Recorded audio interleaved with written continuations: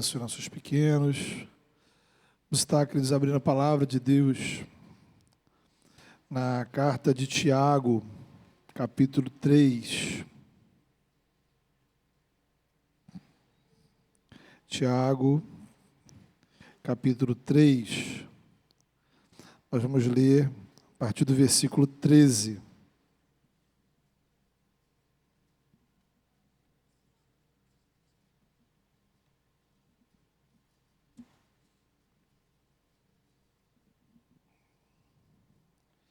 Tiago 3, a partir do verso 13, texto que já está aí projetado.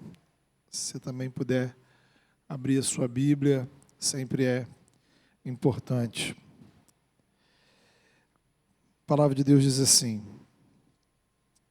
quem é sábio e tem entendimento entre vocês, que o demonstre por seu bom procedimento, mediante obras praticadas com humildade, que provém da sabedoria. Contudo, se vocês abrigam no coração inveja amarga e ambição egoísta, não se gloriem disso, nem neguem a verdade. Esse tipo de sabedoria não vem dos céus, mas é terrena, não é o espiritual, mas é demoníaca. Pois onde há inveja e ambição egoísta, aí há confusão e toda espécie de males. Mas a sabedoria que vem do alto é, antes de tudo, pura, depois pacífica, amável, compreensiva, cheia de misericórdia e de bons frutos, imparcial e sincera. O fruto da justiça semeia-se em paz para os pacificadores. Amém. Queridos, esse texto começa com uma pergunta bastante interessante. Quem entre vocês é sábio e tem entendimento? Quem entre vocês é sábio e é inteligente?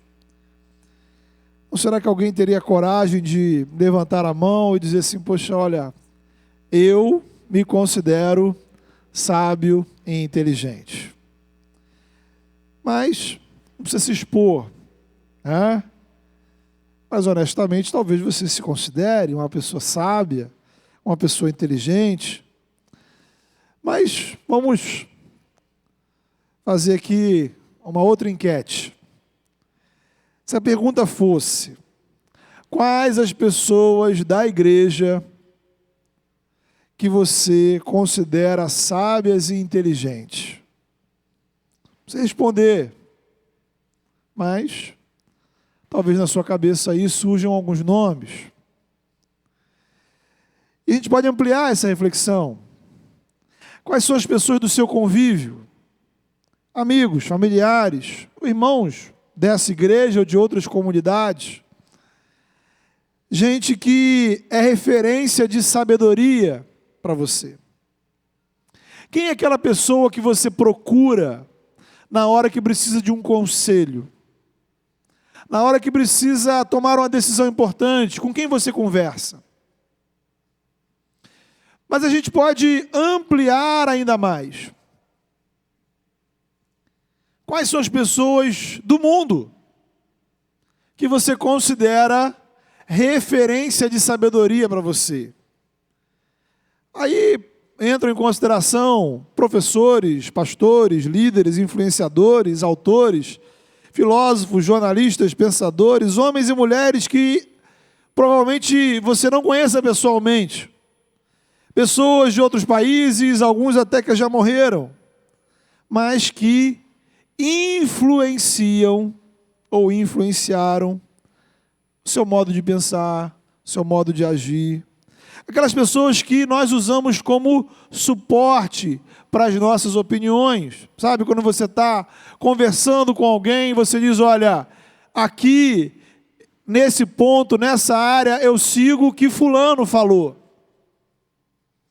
Eu sigo a ideia que tal pessoa ensinou. Quem são essas pessoas para você? E aí voltamos à pergunta de Tiago. Quem são os sábios e inteligentes entre nós? Quais são as suas referências de sabedoria? Quais são as referências de sabedoria para os cristãos? Talvez você nunca parou para pensar exatamente sobre essa questão, mas, de uma forma prática, estas pessoas existem. Algumas vão te influenciar sem você ter consciência disso. Pessoas que você para ouvir. Opiniões que você leva em consideração na hora de fazer uma escolha. Quem são essas pessoas? O que nos leva a uma outra questão.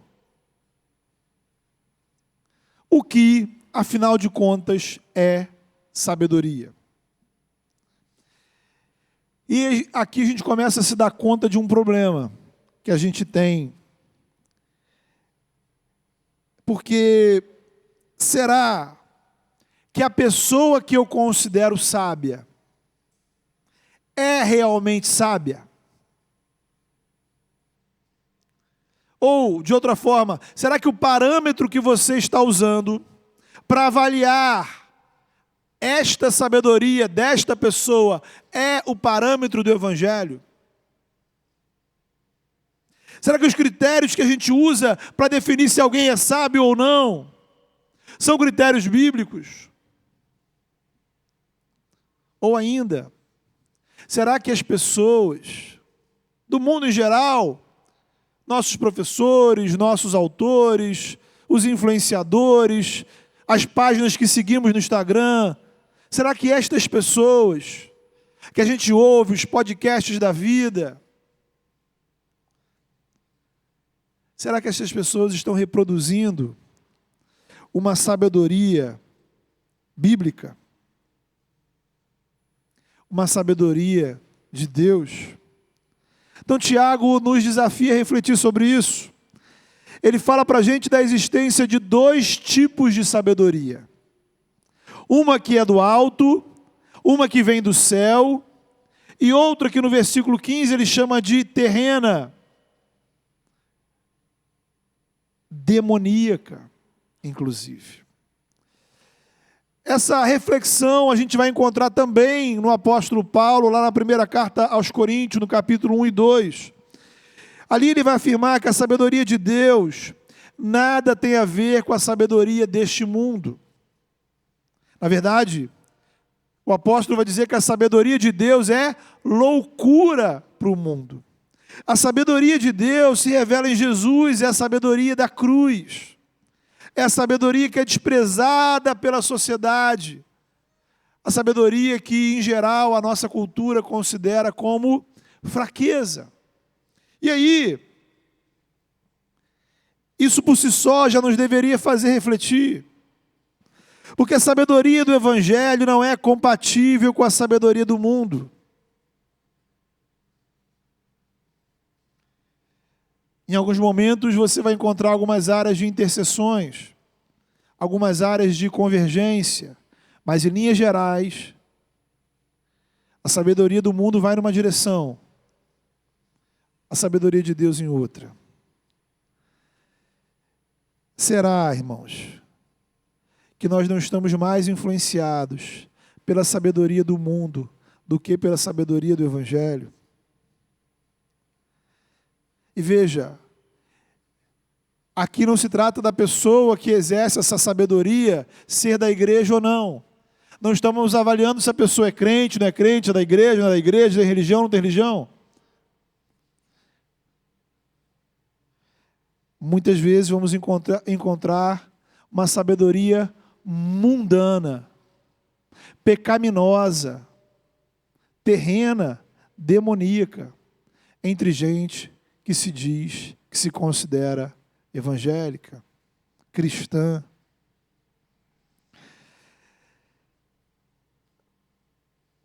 Infelizmente, isso pode estar acontecendo com a gente. Porque a sabedoria do mundo que chega para a gente disfarçada, ela parece inteligente, ela parece fazer sentido. Então, a sabedoria do mundo não é necessariamente criminosa, né? Então, por exemplo, não é crime você ser orgulhoso. Não é crime você ser vaidoso, ser egoísta, ser ganancioso.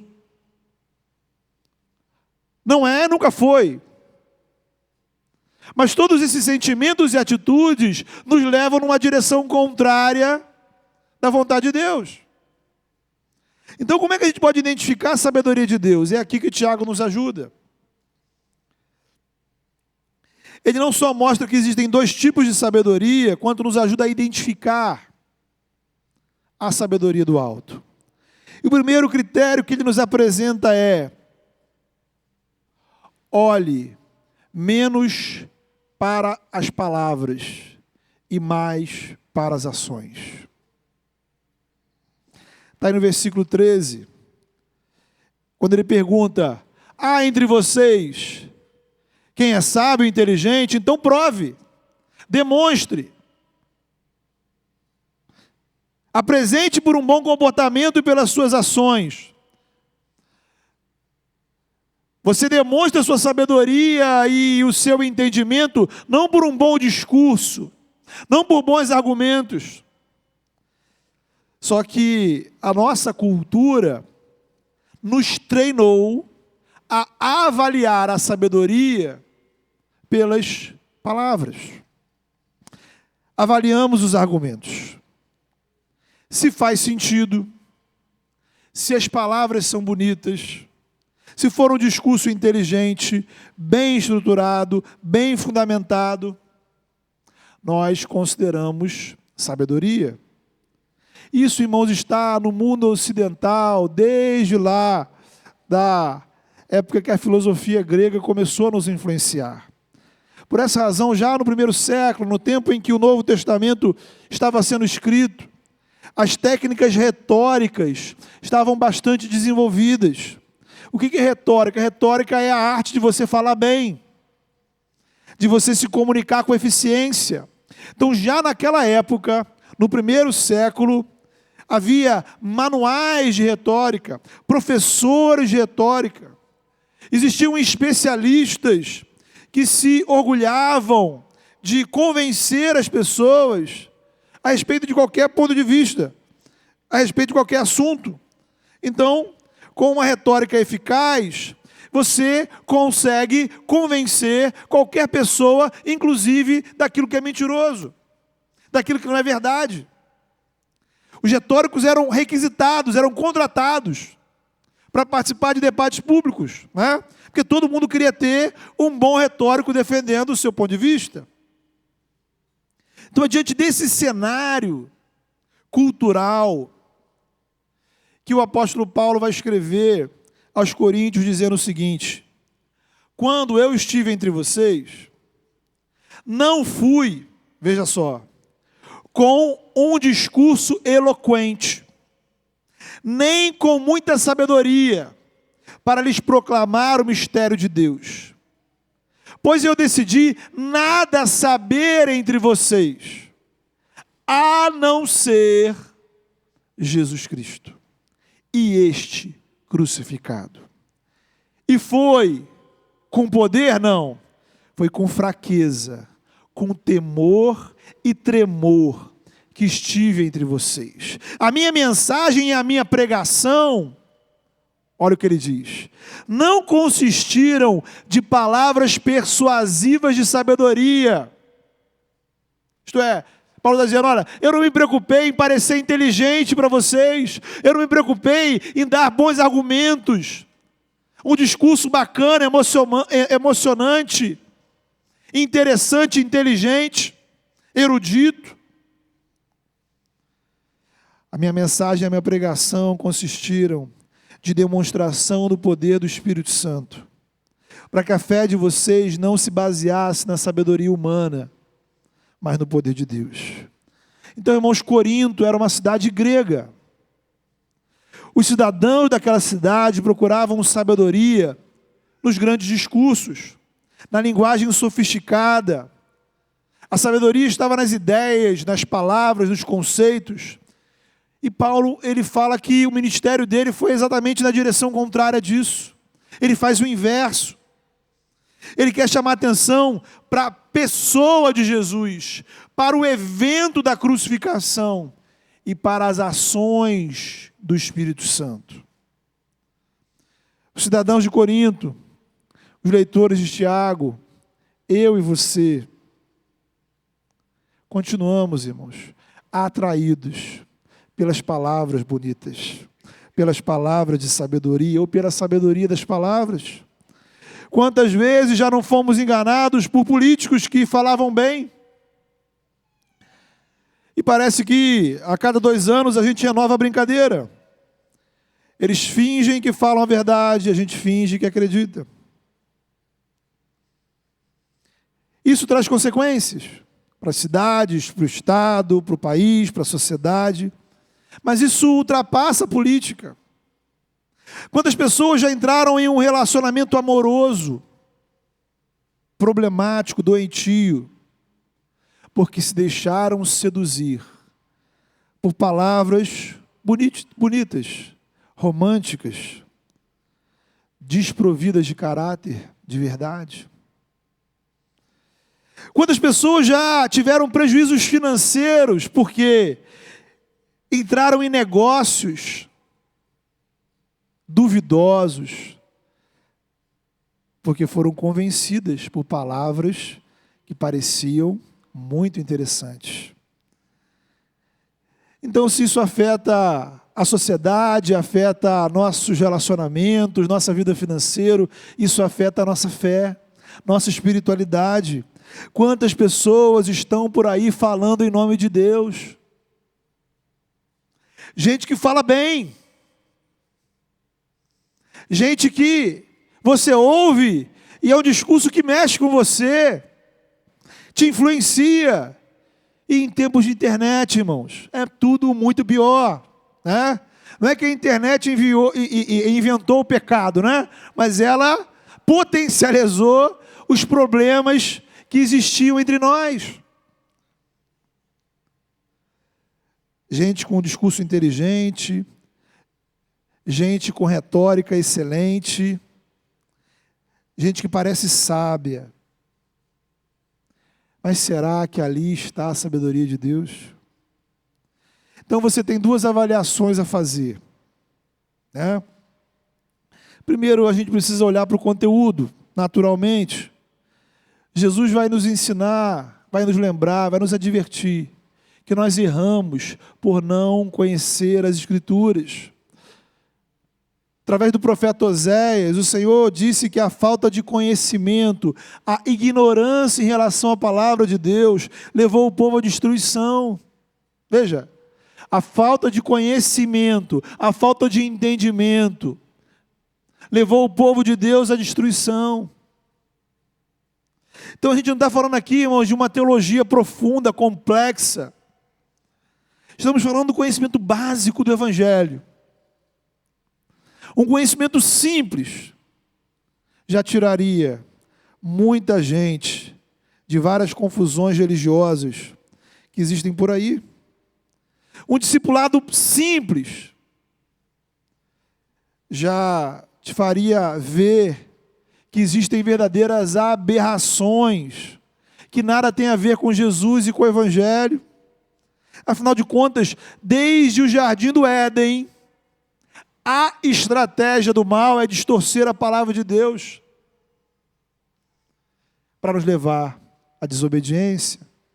Então, nosso primeiro desafio é refletir sobre aquele conteúdo. Esse conteúdo tem fundamento na palavra.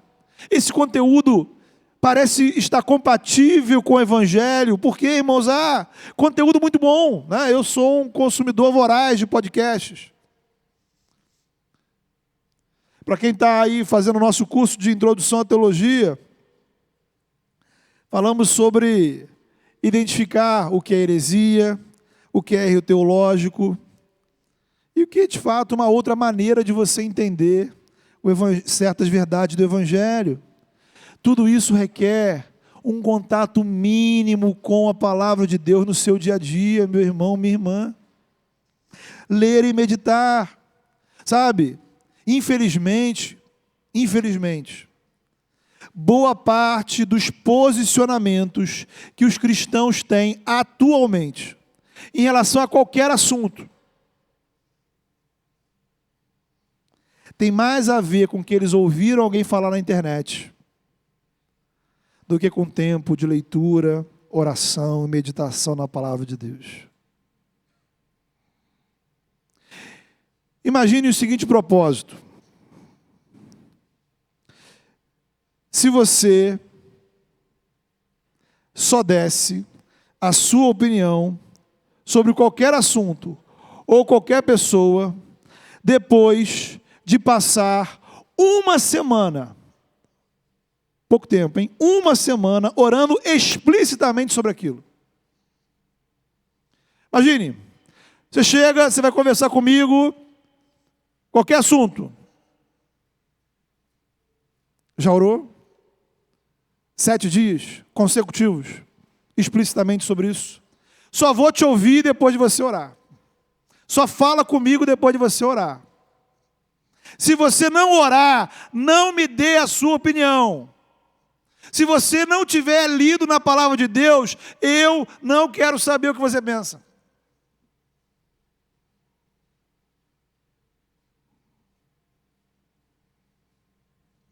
Acho que é um bom propósito para você. Agora, há uma outra avaliação, para além do conteúdo, e é justamente essa que Tiago está nos propondo. Além de avaliar o conteúdo das palavras, eu preciso observar as atitudes. E de que atitudes ele fala? Entram em consideração 2 tipos de atitudes. Atitudes de quem fala e as atitudes que decorrem daquelas palavras. Vou explicar. Tiago está aqui mostrando que a sabedoria bíblica tem mais a ver com ações do que palavras. Não que as palavras não sejam importantes, né? Então, que fique claro, se palavras não fossem importantes, Deus não se preocuparia em registrar a sua revelação por escrito. Tampouco nos enviaria ao mundo para anunciar a sua palavra. A questão é que as palavras do Evangelho estão ancoradas nas ações de Deus na história. Antes de Deus falar, Ele fez. Antes de você ouvir a voz de Deus, Ele já tinha decidido te amar e te salvar. Quando o primeiro ser humano ouviu pela primeira vez o som da voz de Deus, ele já estava experimentando da graça e do amor de Deus.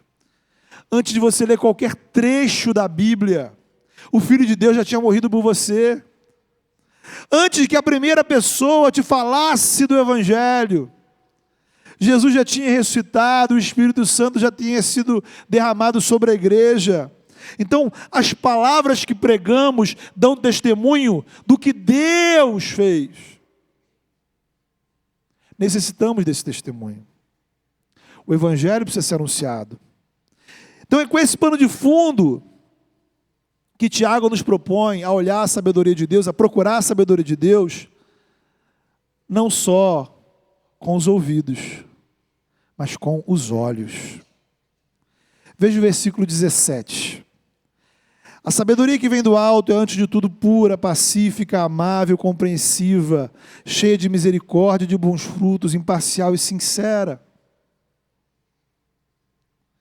Ele não está falando de palavras.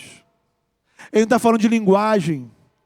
Ele não está falando de ideias. Ele não está falando de argumentos. Ele não está falando de conceitos. Ele não está falando de discursos. Ele não está falando de postagens, de vídeos.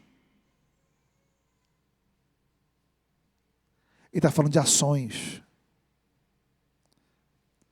É exatamente o que Jesus disse em Mateus 11:19. Ele vai dizer assim: a sabedoria é comprovada pelas obras que a acompanham. Quando foi que Jesus falou isso? Jesus estava comentando sobre a opinião que as pessoas tinham a respeito do ministério dele e de João Batista. Note bem, o estilo de João Batista era absolutamente diferente do de Jesus. João Batista falava diferente, se arrumava diferente, interagia com outras pessoas, frequentava outros lugares.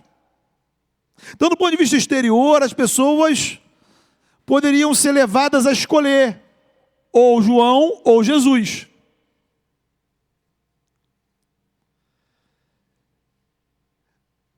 Mas a sabedoria é comprovada pelas obras que a acompanham. E o resultado, as obras do ministério de João Batista eram absolutamente compatíveis, coerentes com o resultado e as obras do ministério de Jesus. O estilo de João era estranho e esquisito para alguns. Mas as obras que o ministério dele produziu, de acordo com o próprio Jesus, mostravam que Deus agia na vida dele. Já o estilo de Jesus parecia estranho, diferente daquilo que as pessoas imaginavam que o Messias deveria fazer. A certa altura, até o próprio João teve dúvidas. Mas, de acordo com a resposta que o próprio Jesus dá, as obras dele, suas ações, demonstravam que Deus agia através dele. Então, dessa forma, queridos, quando ouvimos um conteúdo, precisamos observar a que tipo de obras esse conteúdo me leva, a que tipo de atitude, de comportamento esse discurso me impulsiona, para onde ele me conduz. As palavras são bonitas, o discurso é legal, me tocou, me emocionou, mexeu comigo. Só que eu não posso parar aí, eu preciso refletir um pouco mais. Se eu colocar isso em prática, isso vai resultar em obras que honrem o nome de Deus? Serão atitudes que trarão a pureza do Evangelho, que vão refletir o caráter manso e humilde de Cristo. São palavras que me levam a um modo de viver mais pacífico, mais amável, mais compreensível, mais misericordioso, mais sincero. São pensamentos que me impulsionam na direção do amor, da alegria, da paz, da bondade, da mansidão, do domínio próprio. É um discurso que me coloca na direção das disciplinas espirituais. Isto é, me encorajam a orar, a ler a palavra, a louvar, a participar dos cultos, a participar da ceia, a congregar, a servir, a abençoar, a evangelizar, a perdoar.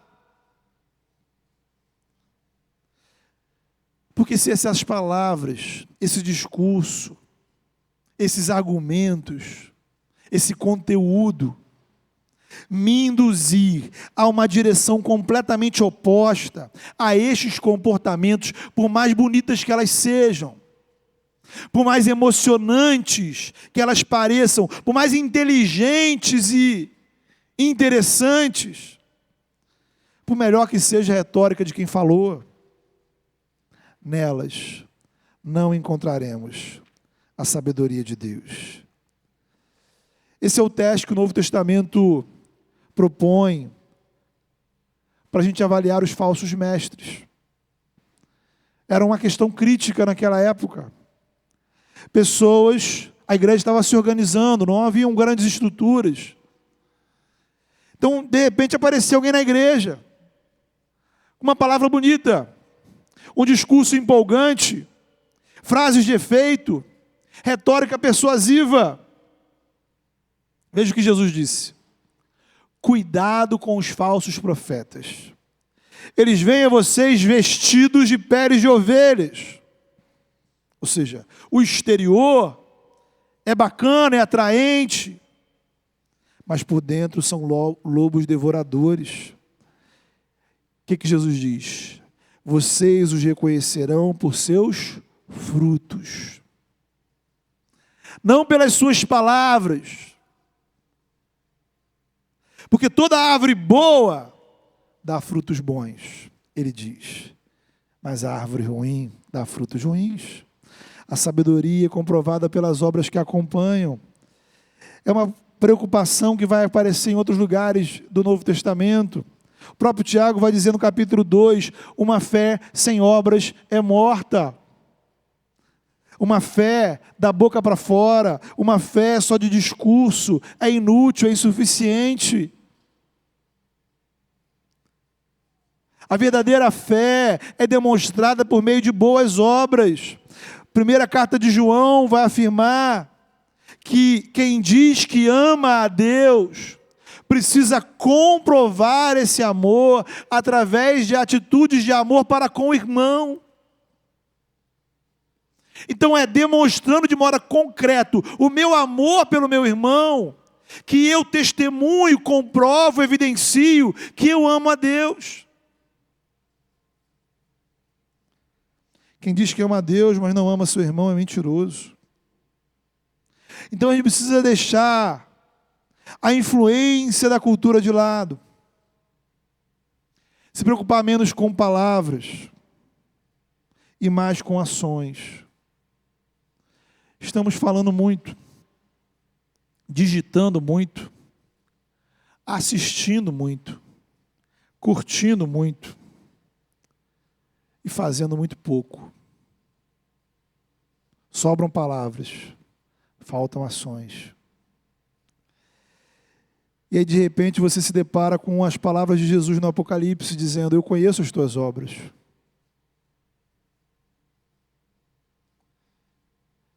A pergunta é: quais são as obras que o Senhor conhece da sua vida? Que obras são essas? Aí lá no capítulo 19, ele vai dizer que as roupas dos salvos, as roupas que vestiremos no grande dia da volta de Jesus, são os atos de justiça praticados.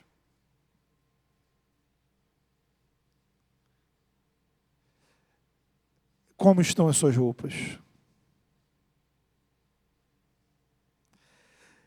Que nos leva, irmãos, a uma reflexão final. Que obras, então, deveriam existir na nossa vida? Que tipo de comportamento? O que é viver na prática a palavra de Deus, a sabedoria de Deus? Com que se parece essa sabedoria? O texto nos oferece algumas perspectivas. E a gente pode trabalhar fazendo essas diferenças entre a sabedoria do mundo e a de Deus.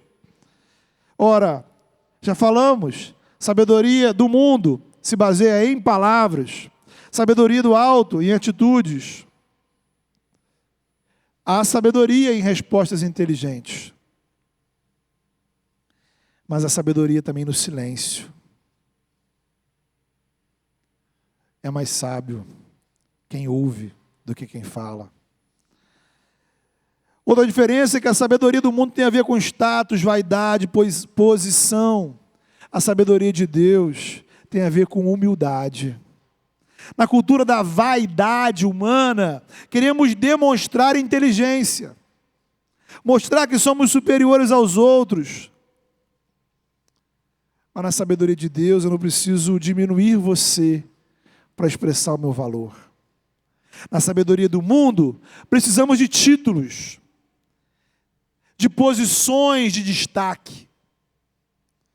Damos mais valor às aparências. A sabedoria de Deus está encarnada em Jesus. É uma sabedoria que não procura os primeiros lugares. É uma sabedoria que não procura se exaltar. Disse o profeta Isaías: ai dos que são sábios aos seus próprios olhos, prudentes em seu próprio conceito e avaliação. Então a sabedoria de Deus demonstra o seu conhecimento com simplicidade e serviço. Pode existir, de fato, sabedoria em grandes influenciadores, mas há sabedoria nas pessoas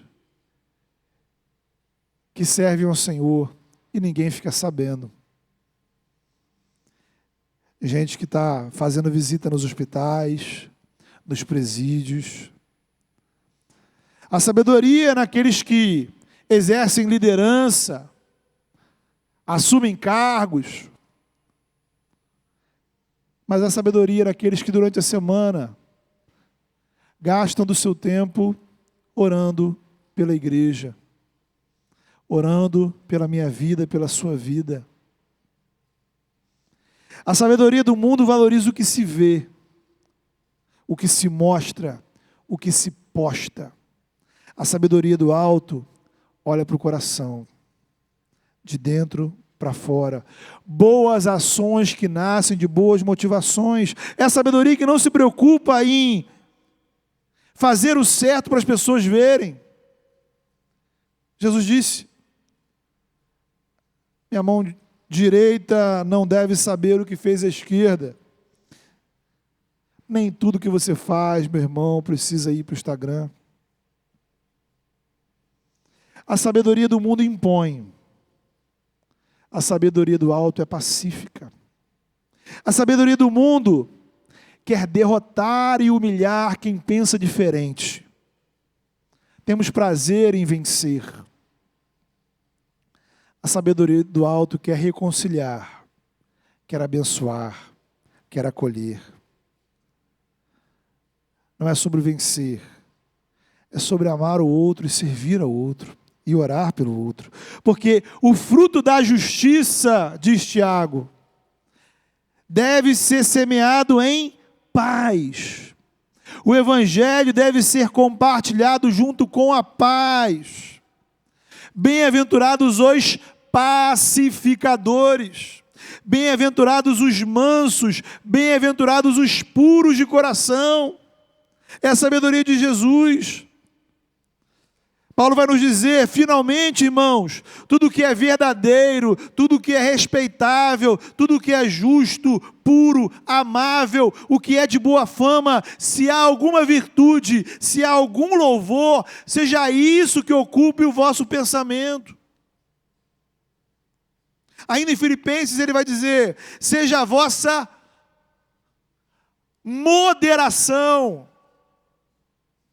conhecido de todos os homens. Veja, a palavra moderação pode ser traduzida por amabilidade.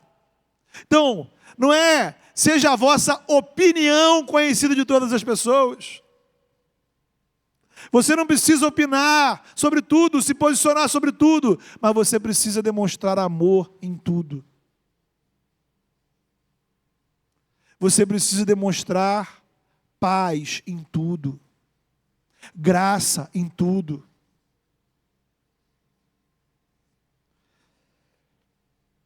Será que as pessoas têm nos conhecido por nossa moderação? Por nossa amabilidade?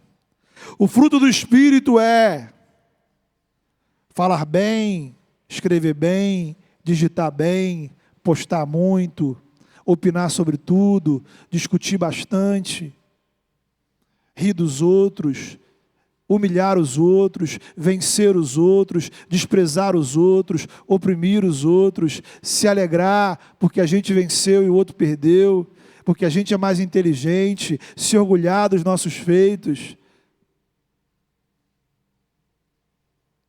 O fruto do Espírito é amor, alegria, paz, paciência, amabilidade, bondade, fidelidade, mansidão, domínio próprio.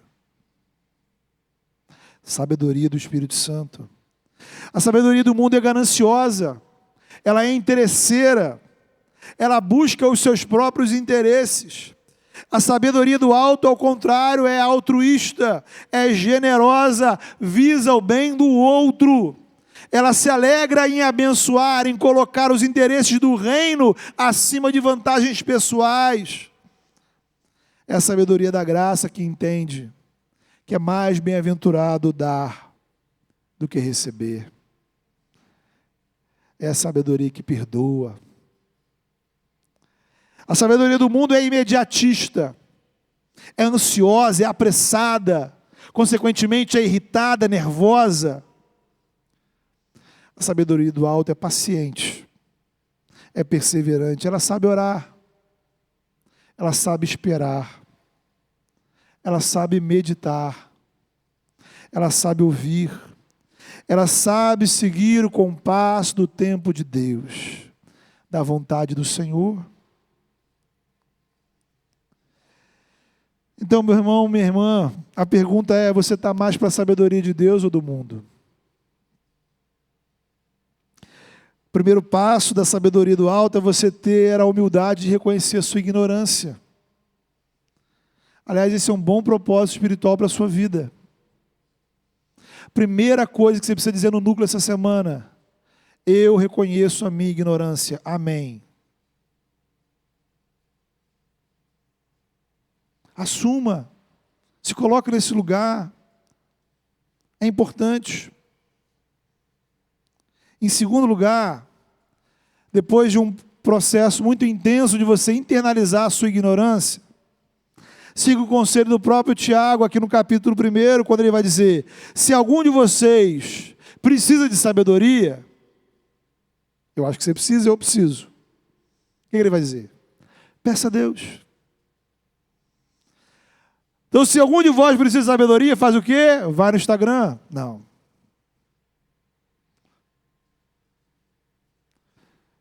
Consuma mais YouTube? Não.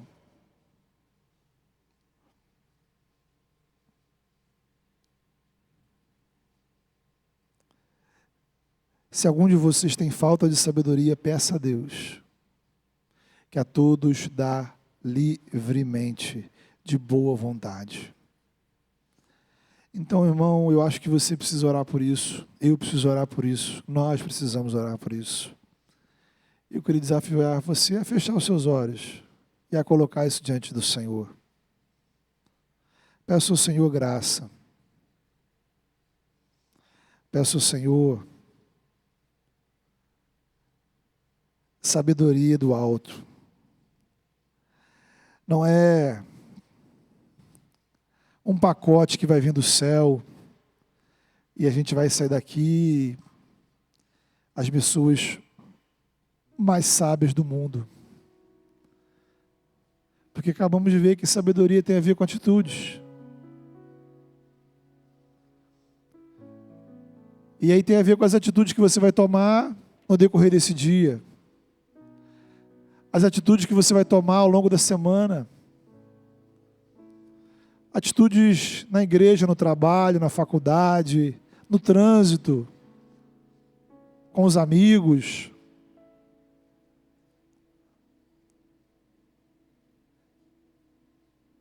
Fale com o Senhor.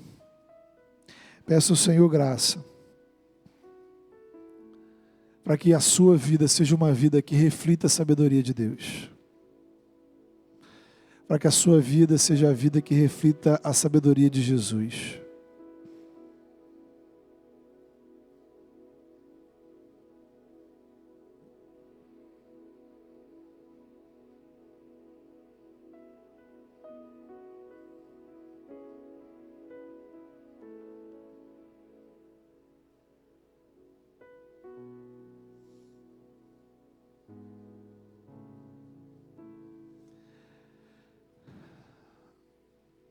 Deus amado, diante do Senhor nós reconhecemos, ó Pai, nossos pecados e falhas, ó Deus. Vivemos uma cultura, Senhor, corrompida, Senhor, e muitas vezes essa corrupção nos influencia.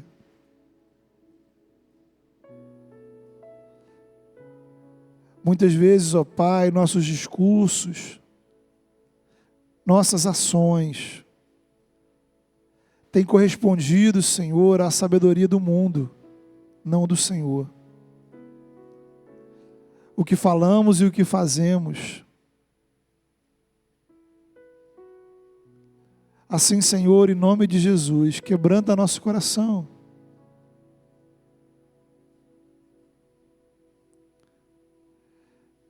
Que possamos olhar para Jesus, ó Pai. Que é a Tua palavra encarnada, a Tua palavra não veio a nós, ó Pai, numa expressão gramatical.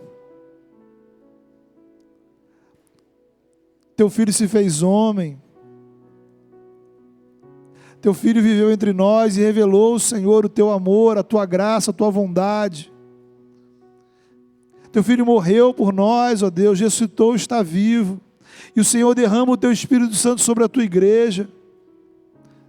Senhor, derrama o teu Espírito sobre nós, para que possamos viver uma vida, Senhor,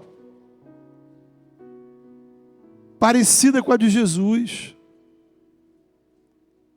Em nome do teu Filho, Senhor, por graça e por misericórdia, abre os nossos olhos, Deus, para percebermos as influências do mundo sobre a nossa vida, em tantas áreas. E às vezes tudo é tão sutil, Senhor. Em nome de Jesus, ó Pai, dá-nos a sabedoria do céu, para termos discernimento, Senhor. Discernimento espiritual, naquilo que é bom e naquilo que não é bom.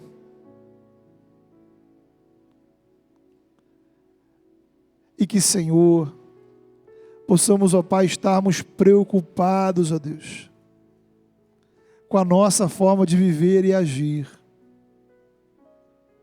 Que as nossas ações, ó Deus, manifestem a Tua graça, a Tua bondade e o Teu amor. Que as nossas ações sejam expressão concreta, Senhor, daquilo que o Senhor tem para as nossas vidas. Que possamos, ó Pai, dar testemunho para as pessoas ao nosso redor. Que a nossa moderação, que a nossa amabilidade, que o fruto do Espírito, que as características dos bem-aventurados, ó Deus, que os atos de justiça sejam, Senhor, aquilo que se faz presente no nosso viver. Em nome do Teu Filho Jesus, ó Pai. Leva-nos, ó Pai, a uma vida sábia, a sabedoria do alto, para a glória do Teu nome, em nome do Teu Filho. Amém.